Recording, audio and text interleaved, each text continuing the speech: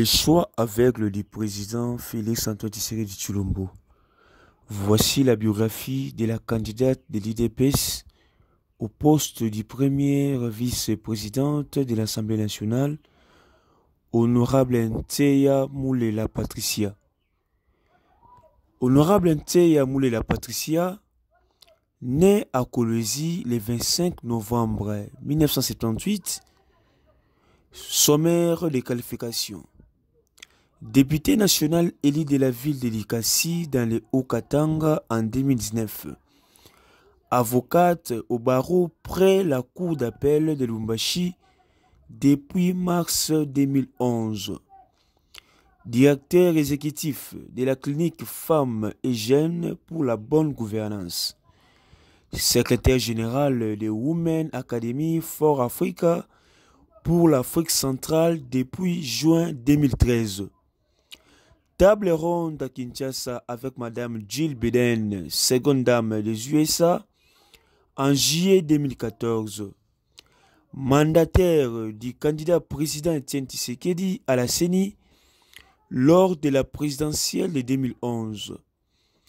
Capacité. Planification stratégique, organisation et gestion du changement. Persuasion, rédaction et communication, participation à plusieurs conférences et ateliers au niveau national et international. Formation faite. Programme international de formation et d'évaluation du développement, ENAP, au Québec, Canada, le 8 juillet 2009. Programme international cours, organisation du travail parlementaire, ENA, en Paris, France, le 25 mars au 18 avril 2019. Stage au tribunal de paix de Likasi en mars 2014. Stage à l'OFIDA, New Songer, Lubumbashi, janvier et février 2008. Stage au cabinet d'avocats Maître Patrick Kimwimba et Benjamin Kimouni à Lubumbashi, octobre 2008 en octobre 2010. Emploi temporaire à la SNEL TX Bar Likasi, au Katanga, service d'approvisionnement. Septembre 1999, mars 2001. Licence en droit, droit économique et social, Université de Lubumbashi, octobre 2001, juillet 2008. Cycle des humanités. Institut Oustaoui, GSM par Likasi, septembre 1991, juillet 1999. Diplôme d'État en section commerciale et administrative. Expérience professionnelle. Secrétaire général de Women Academy for Africa, sous-région Afrique centrale, de juin 2013 jusqu'à présent. Directeur exécutif de clinique Femmes et Jeunes pour la bonne gouvernance, en RDC, de juin 2013 jusqu'à présent. Avocat au barreau près la cour d'appel de Lubumbashi au cabinet de Maître Wedi Engeleka, mars 2011 jusqu'à présent. Avocate au cabinet Joseph Mbouyi à Kinshasa, de janvier 2014 jusqu'en 2016. Point focal de la marche mondiale des femmes pour la province du Katanga en octobre 2008 jusqu'en octobre 2012. Employé à la SNEL, TRC Bar Likasi au Katanga, service informatique et des finances, de mars 2001 à mai 2006. Expérience politique.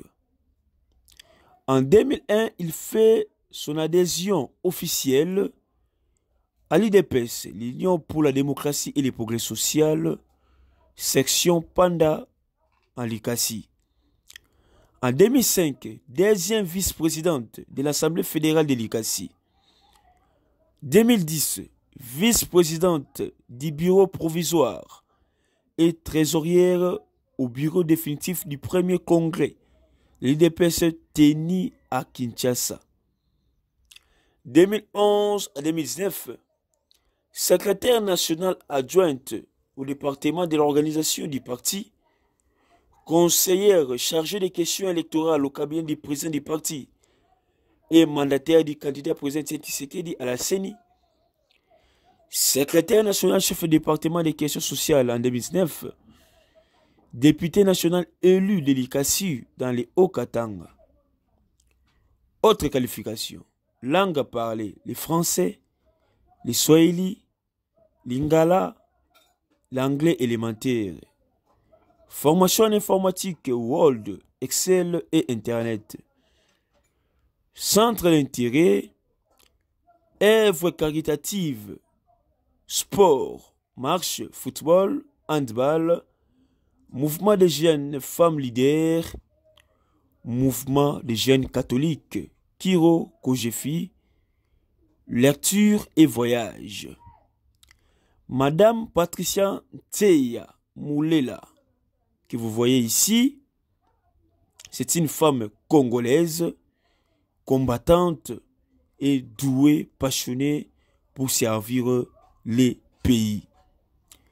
Parlons aussi du dossier des 100 jours qui oppose M. Djamal à la justice congolaise.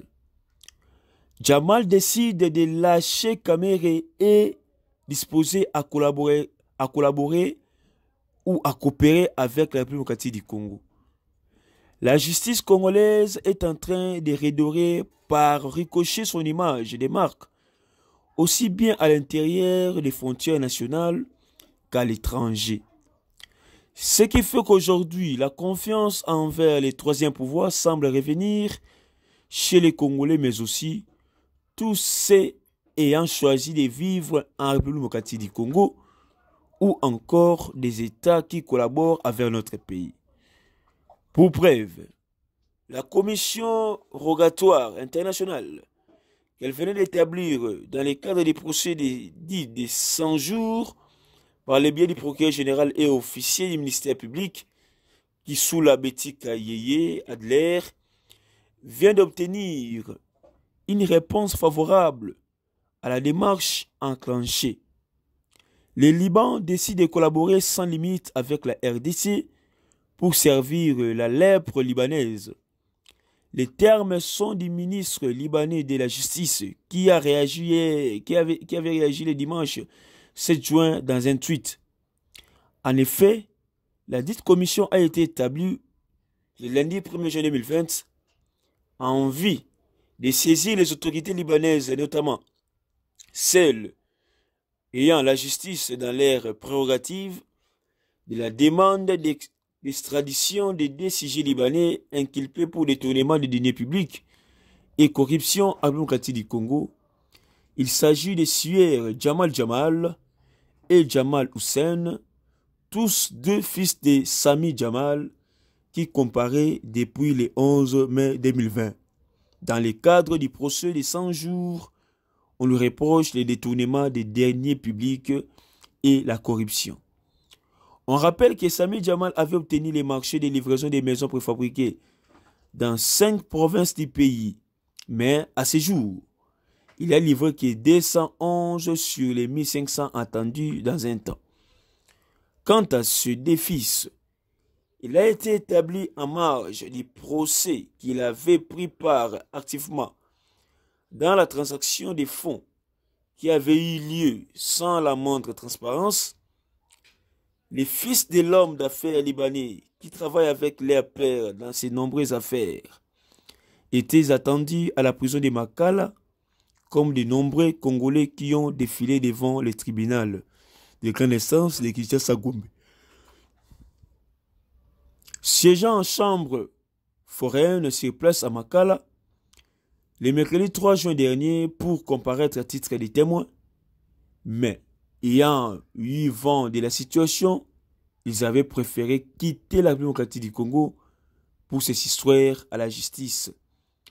Malheureusement pour eux, ils viennent d'être ciblés grâce à la coopération du gouvernement libanais, il ne reste que leur extradition vers Kinshasa, soit chose faite afin qu'ils répondent de leurs actes dans les marchés de livraison des maisons préfabriquées obtenues par leurs pères. Bon, bandeko nanga nyonso ya monde entier, ba congolais dans le monde entier. Ngai Maman Pauline Lumumba, naza présidente ya RDC Monde na Genève. Na ye liboso na bino lelo, na sengi bino, bosa adhérer na RDC Monde.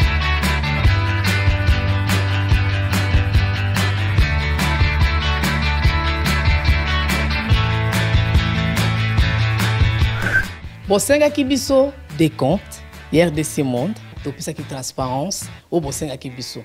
Bokota na compte na biso, il y a YouTube, bokomona sur RDC Monde TV, tout est détaillé là-dedans. Bandeko langai, botala ce qui n'a botalité. Bokende na YouTube sur RDC Monde TV, bokomona RDC Monde et saliba preuve na. RDC Monde, la transparence totale. 32 239 23 francs suisses. Na Kationa, tous en statistiques par pays. Pour la Sabino, tous en premier Suisse, deuxième France, troisième Belgique, quatrième les États-Unis et ainsi de suite. Na RDC pas en la 4. Bino, vous avez hésité, Boya, transparence, tout le temps à projet.